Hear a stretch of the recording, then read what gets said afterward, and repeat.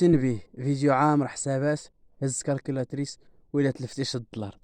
السلام عليكم، مرحبا بكم في فيديو جديد. شحال من مره فاش كتبغي تدخل شي مطعم ولا شي محل تقدا شي حاجه، فاش كتبغي تخلص كيعطيك فاتوره بها جوج قيم، وحده مونطون اور تاكس وحده تي تي سي. فشنو هو الفرق بيناتهم؟ اذا الفرق بيناتهم هو ان الاولى ما مخلصش فيها التيفيا، والثاني هو انك مخلص التيفيا. اجي قلت التيفيا، فشنو هي التيفيا اصلا وعلاش كنخلصوها وكيفاش كتحسب؟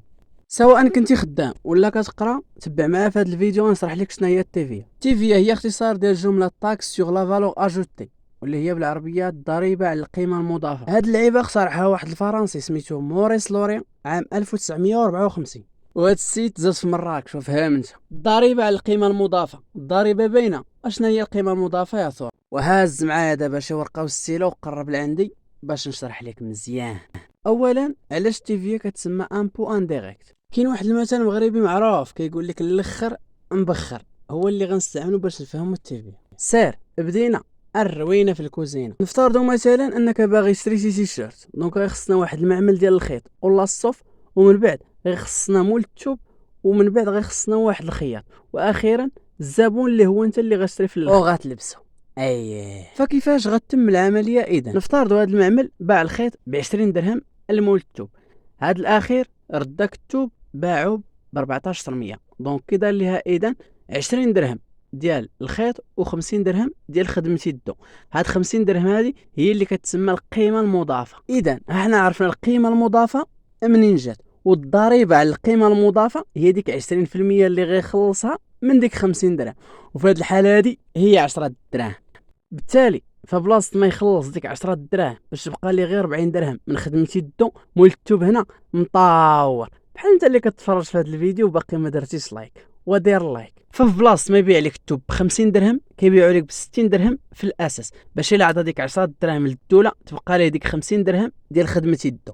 واجي نشرح لك دابا باش تفهم. اذا ديك 10 دراهم اللي خلص للدوله هي التيفيا، وديك 50 درهم اللي قلنا خدمه يدو هي الاشتي وكتعني الاوغ تاكس، والطوطال ديال هادشي كامل اللي زاد عليك باش باع لك التوب هما تو تاكس كومبريس، وهي مختصره في كلمه تي تي سي، وهي اللي كتشوف في كاع الفواتير ديال المحلات التجاريه، وانت دابا عرفتي المعنى ديالها وما تمشيش مصير. اذا واش سالينا؟ لا مازال، لانه كلشي كيدير هاد العمليه هادي لان مول الطوب براسو بلاصه ما يحيد ديك 20% من اصل 20 درهم اللي هي 4 دراهم ويبيع لك الخيط غير ب 16 درهم، كيفضل انه يزيدها على مول الطوب ويبيعوا ليه ب 24 درهم. شاد معاه الحساب من الاول عاوتاني. اذا مول الطوب ما خداش الخيط ب 20 درهم، خداه ب 24 درهم، زيد عليها 60 درهم اللي زاد، دونك غيبيعوا للخياط ب 84 درهم. وشاد معاه الحساب عاوتاني. اذا الخياط غياخد الثوب ب 70 درهم اوغ تاكس وب 84 درهم تي تي سي،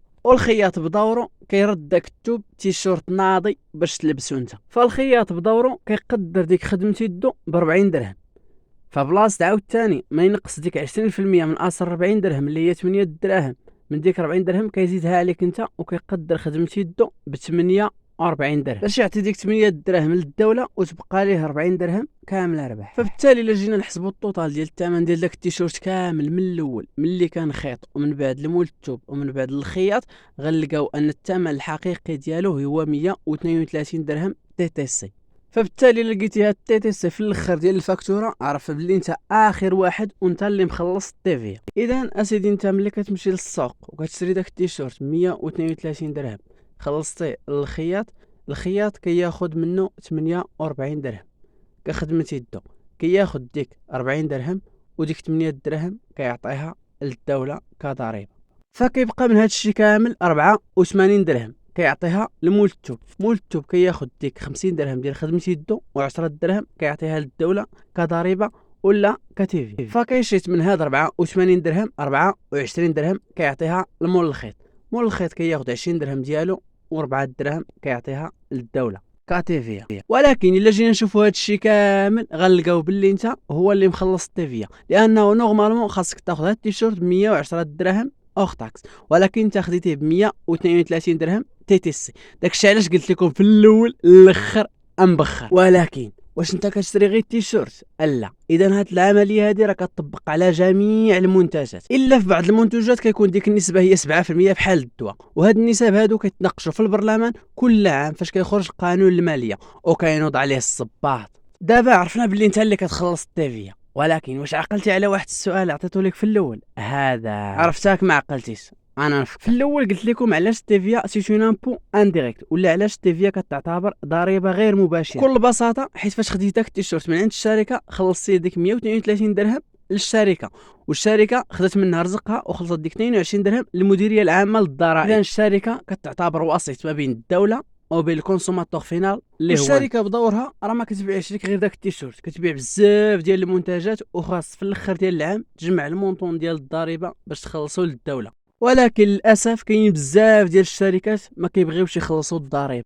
ما يصطلح عليه بالتهرب الضريبي. ولكن حنا عاد دابا عرفنا باللي حنا المواطنين اللي كنخلصوا التيفيا، دونك هاد الشركات كيشفروا من الدوله وكيحطوا فلوس المواطنين في جيبهم، وهذا الشيء ما كيتسماش تهرب ضريبي، كيتسمى سرقه فلوسنا، الشفر عين بين. وعاوتاني كاين شي حويجات ما كنخلصوش عليهم الضريبه بحال المواد الاوليه، الدقيق، السكر، الزيت.